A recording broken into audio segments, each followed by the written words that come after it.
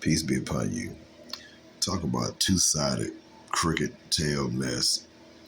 Now, a Democratic network will let a Democratic host just go in on Trump. I mean, she ain't got to take her foot off the gas. Keep going, keep going, keep going. Or to come down to y'all precious little Kamala Harris, and she was interviewed by a Fox network. When the questions got too hard, stop, cut, shut it down. Don't answer that question. One-sided ass party. And wasn't that election over with January 2nd in California? So what the hell they still counting ballots for? And gonna count ballots up to July 6th, I think. Now, when the election was over with, Spencer Pratt was on top on election night. And now that they got a few election ballots, mail-in ballots counted up, now they knocked him right on down and boosted this other girl up. So why don't they finish counting the ballots then? If you're gonna count ballots, keep counting all the ballots. So that you count enough ballots to put your candidate on top. But I thought we were counting all the ballots. It would take about 2 weeks to do that. How the hell gonna have an election that takes 2 weeks after the election day anyway? 2 weeks after election day? What the hell, what's wrong with these people? Or when it benefits them, it's cool, all right? There's tremendous evidence. There's nothing but evidence. The election was rigged. It was a dirty election. And it's happening again right now in California. It's happening right now in California. Right now, look at what's happening in California.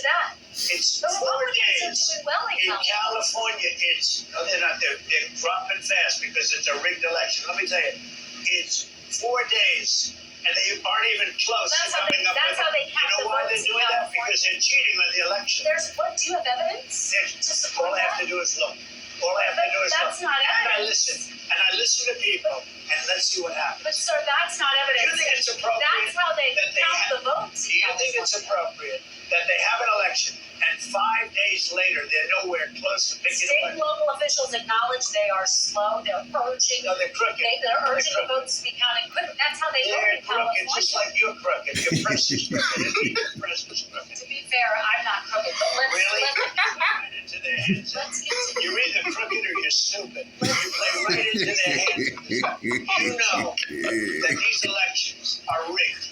Your network knows that they're rigged. You know that I won an election in a landslide, and I got 94% bad press. But Mr. President, you know why I got that? Because you have no credibility. But you've never presented evidence. Come on, wrap it up. Let's keep talking about. I want to talk about. Tell her to stop asking questions. There's more evidence than ever presented. Let's talk Your about elections in this country, we're like a third world country. Your elections are crooked, and you're crooked, and Meet the Press is crooked, and so is ABC, and CBS, and CNN. You're one-sided crooked network. So let's call it quits. Thank you, darling. Have a good time. Mr. President, let's please. I traveled all the way to Wisconsin. I traveled all the way to Wisconsin. Oh, it's raining. And I'm giving you outside. You want to straighten out your press because you know what? A country can never be great with the dishonest. Listen, we traveled all the way to Wisconsin. All right. The oath All right, and was to a be bill fair, to fix our immigration system. Yes, ma'am. It was called the U.S. Citizenship Act of 2021. Exactly. It was essentially a pathway to citizenship for the finish? Yes, ma'am. May I finish responding, please? But you have to let me finish. You please. have the right. Well, first of all, turning the page from the last decade in which we've been burdened with the kind of rhetoric coming from Donald Trump that has been designed and implemented to divide our country and have Americans literally point fingers at each other. Brad, I'm sorry, and with all due respect, that clip was not what he has been saying about the enemy within that he has repeated when he's speaking about the American people. That's not what you just showed. He was asked about that specific. No, that's not what you just showed. In all fairness and respect to you, that was the question that we asked him. he didn't show that, and here's the bottom line. He has repeated it many times, and you and I both know that. And you and I both know that he has talked about turning the American military on the American people. He has talked about going after people who are engaged in peaceful protest. He has talked about locking people up because they disagree with him. This is a democracy. The time. Thank you. It's good to be with you, Brett. You know, voters tell pollsters all over the country and here in Pennsylvania that immigration is one of the key issues that they're looking at this election, and specifically the influx of illegal immigrants from more than 150 countries. How many illegal immigrants would you estimate your administration has released into the country over the last 3.5 years? Well, I'm glad you raised the issue of immigration because I agree with you. It is a topic of discussion that people want to rightly have, and you know what I'm going to talk about. Yeah, but right do you now, just a number? Do you think it's 1 million, 3 million? Brett, let's just get to the point. Okay, the point is that we have a broken immigration system that needs to be repaired. So your Homeland Security Secretary said that 85% of apprehensions. I'm not finished. We have So an a rough immigration estimate of system 6 million people that have been needs to be- released into the country. Let me just finish. I'll get to the question. I promise you. I was beginning to answer. And when you came into office, your administration immediately reversed a number of Trump border policies. Most significantly, the policy that required illegal immigrants to be detained through deportation, either in the U.S. or in Mexico.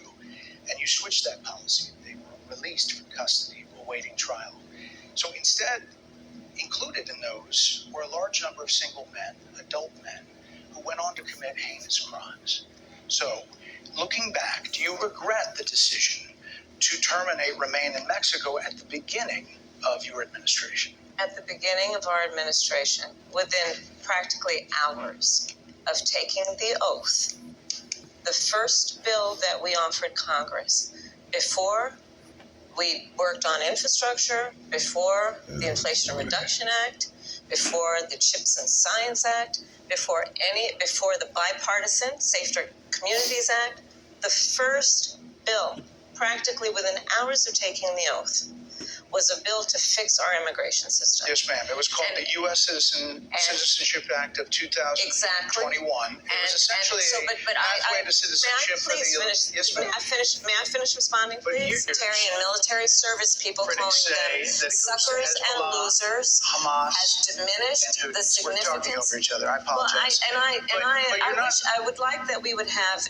a conversation that is grounded in full assessment of the facts, which includes, I think this interview is supposed to be about the choices that your viewers should be presented about this election, and the contrast is important. Yes, ma'am. And on the subject of Iran, I am offering what should be an important contrast that is presented for folks to make a decision and there are that critics they feel. who look at what the administration did and say and think differently.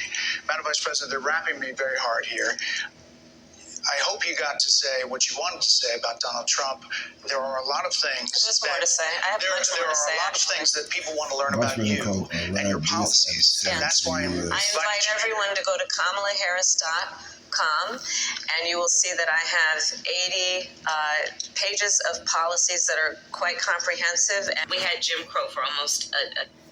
Do you support reparations for Black people? Well, listen. Again, we had over 200 years of slavery. We had Jim Crow for almost a century.